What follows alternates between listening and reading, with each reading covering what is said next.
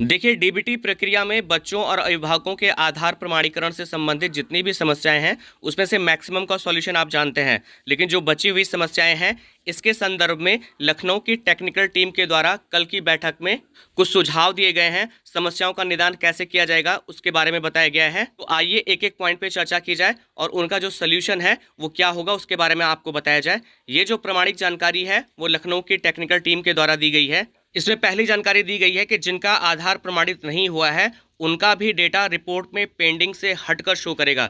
यानी कि जिन भी अभिभावकों या बच्चों का आधार प्रमाणित नहीं हुआ है तो ब्लॉक वार जो डाटा रिपोर्ट आ रही है उनका जो डेटा होगा वो पेंडिंग से हटकर शो होगा कि इनका आधार जो है वो अभी प्रमाणित नहीं हुआ है। इसमें आगे बताया गया कि ऐसे बच्चे जो अप्रमाणित हैं यानी कि जिनके 6 अटेम्प्ट खत्म हो चुके हैं, ऐसे बच्चों के लिए परियोजना द्वारा बताया गया है कि उन समस्त बच्चों के लिए बाद में जब सारे बच्चों का आधार प्रमाणित कर लिया जाएगा तो उन्हें पुनः अनफ्रीज कर दिया जाएगा, जिससे वह उन बच्चों को प्रमाणित कर सकते हैं। देखिए, स्पष्ट है कि जिन बच्चों का या अभिभावकों का आप आधार प्रमाणित कर रहे हैं और उनका 6 अटेम्प्ट खत्म हो गया है तो उन बच्चों का जब समस्त बच्चों का डीबीटी हो जाएगा तो उन्हें पुनः अनफ्रीज किया जाएगा और उन बच्चों का आधार प्रमाणित करने के लिए पुनः मौका दिया जाएगा। इसमें दूसरा पॉइंट है कि जिन बच्चों का आधार नहीं बना है उन बच्चों का आधार प्रमाणीकरण में आधार नहीं है। ध्यान से सुनिएगा कि जब आप बच्चों का आधार प्रमाणित करते हैं तो उस समय आप आधार की स्थिति में हाँ या नहीं भरते हैं। तो अगर आधार बना है तो आप हाँ करते हैं और अगर नहीं बना है तो आप नहीं करते हैं। तो आपको करना क्या है कि जिन बच्चों का आधार नहीं बना है उसमें आधार बनने की स्थिति में आपको नहीं पे क्लिक करना है और इसे दिखाते हुए छात्र की सूचना को अपडेट करें।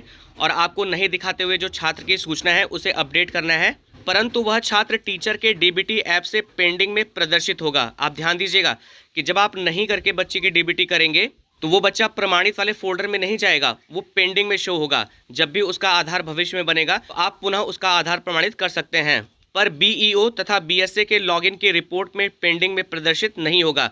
देखिए, टीचर के डीबीटी ऐप पर तो वो पेंडिंग में प्रदर्शित होगा, लेकिन बीईओ और बीएसए का जो लॉगिन है उसमें वो बच्चे पेंडिंग में प्रदर्शित नहीं होंगे। इसमें तीसरा है कि जिन छात्रों का पंजीकरण पोर्टल द्वारा किया जाता है वह 24 से 48 घंटे के पश्चात पोर्टल पर आता है। यदि 24 से 48 घंटे के बाद भी नहीं आता है तो पुनः पंजीकरण कर दें। अब देखिए, यहाँ पर एक बड़ी इंपॉर्टेंट बात बताई गई है।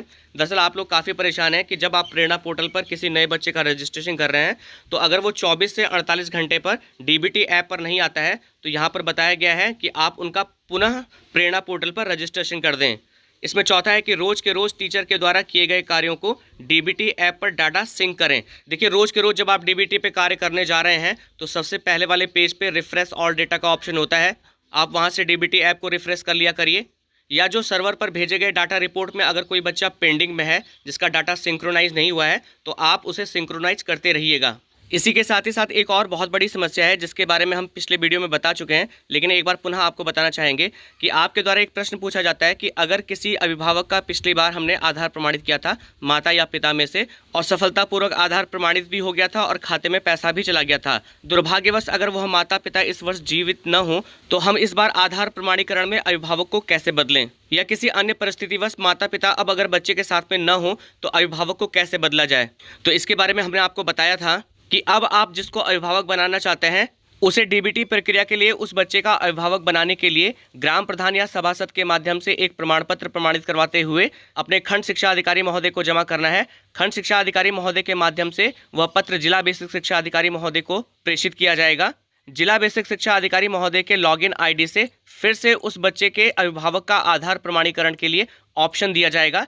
तब आप उस बच्चे के अभिभावक को बदलते हुए पुनः आधार सत्यापित कर सकते हैं। इसके बारे में स्पष्ट निर्देश जारी होगा। अगर कोई फॉर्मेट भी होगा तो वो आपको प्रोवाइड करवाया जाएगा।